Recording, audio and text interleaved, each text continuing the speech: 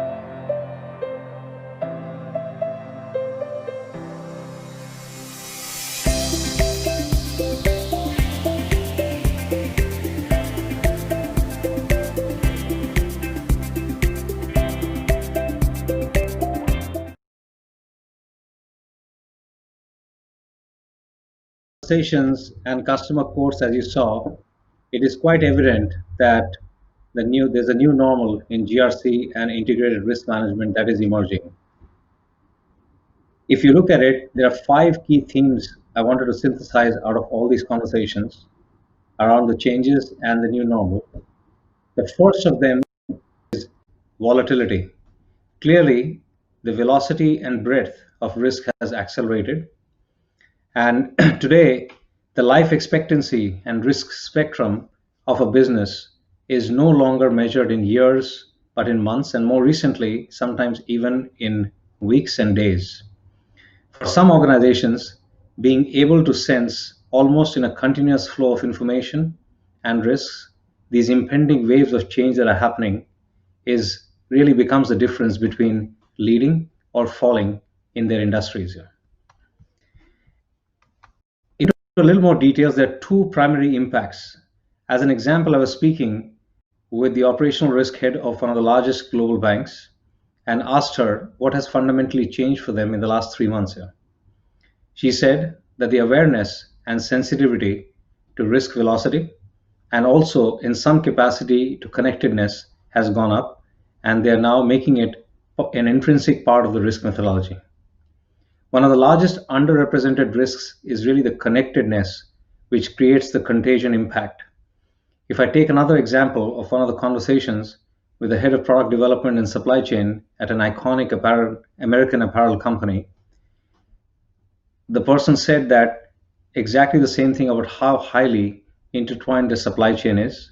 Unavailability, for example, of zippers being manufactured in a pandemic shutdown region for them impacted delivery of almost 50 million pieces of apparel. By the way, everything else was covered for them. 6 months ago, while speaking with the legal and compliance head of one of the largest transportation tech companies that has disrupted the world, the gentleman highlighted that the regulations and policies are dynamically changing on a regular basis based on global, country, state, municipal, and city laws. Whether a 21-year-old can enter a car after 8 p.m. at night, whether they can pick up somebody after 10 o'clock at Zurich airport. So almost changing on a regular basis. At that time, it seemed that it was one of the unique regulatory environments. Today, almost every business seems to be in that constant change of government, state, policy, or even around the city, around work from home, around distancing, etc.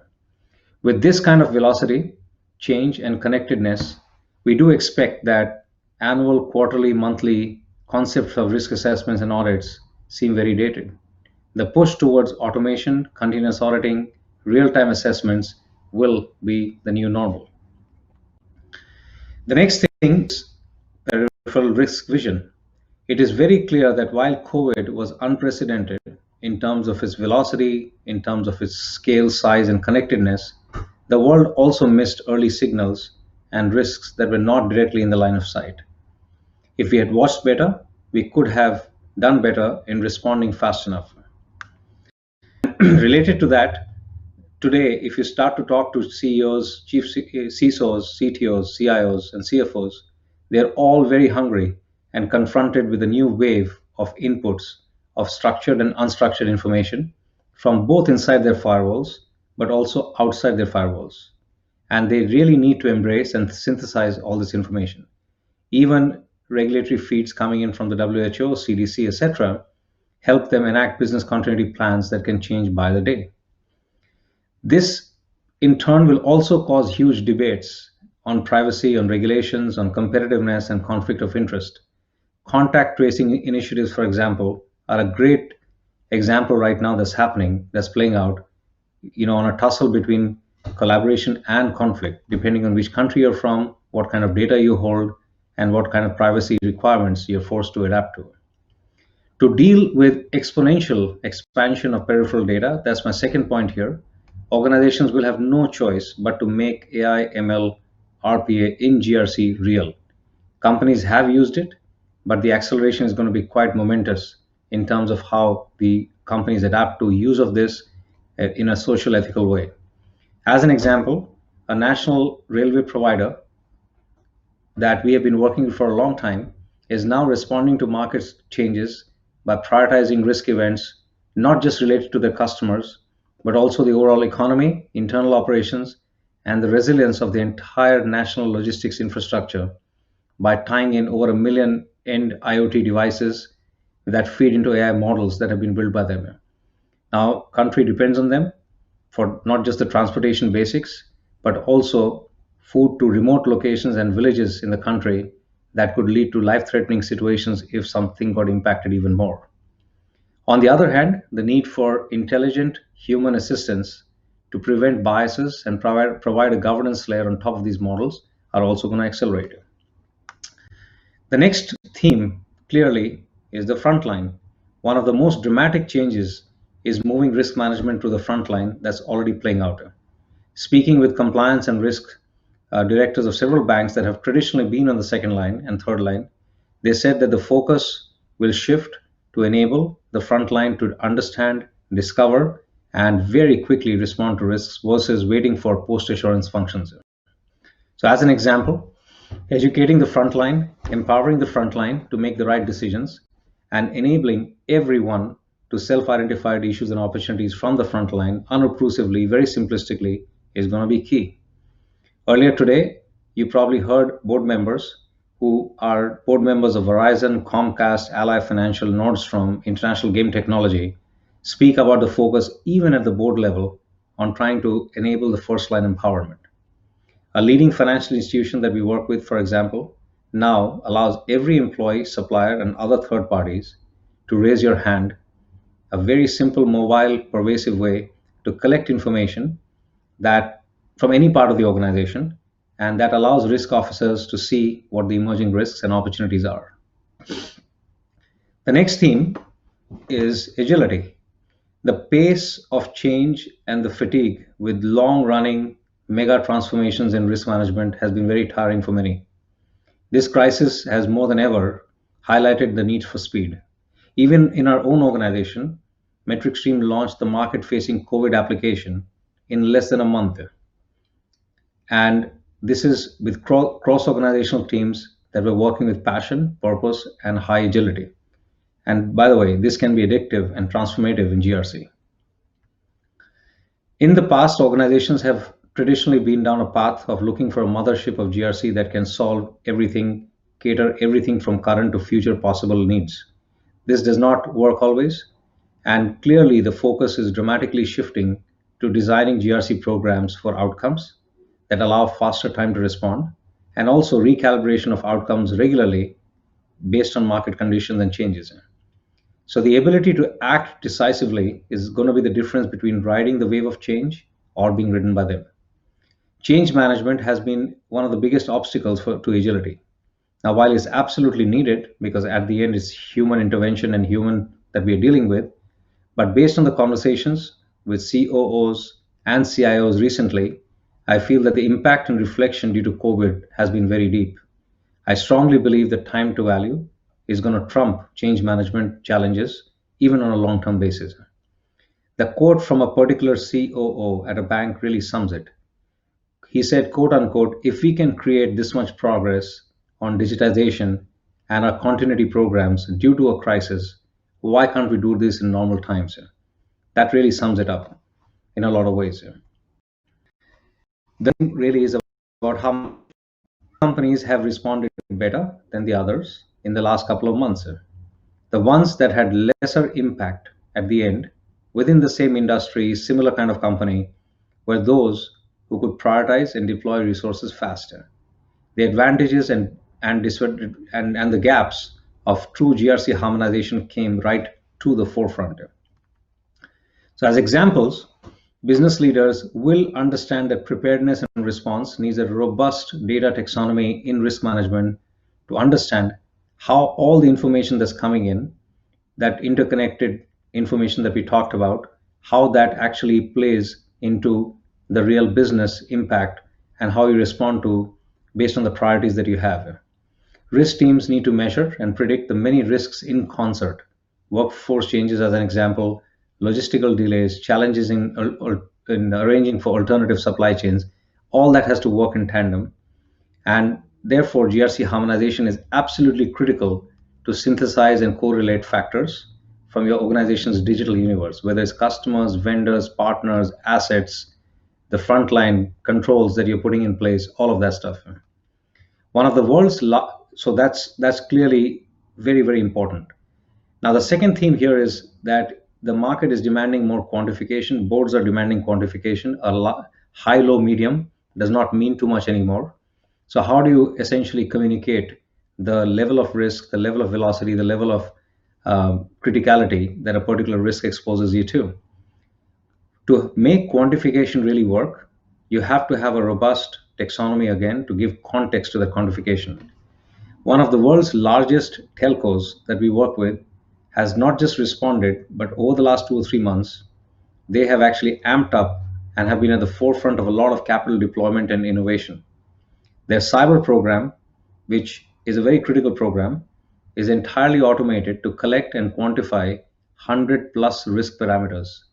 And the reason they're able to do this is because their harmonized taxonomy is robust and they're able to point out to critical assets and business impact of a simple security violation at times, which is automatically calculated, and therefore they put a risk currency to that.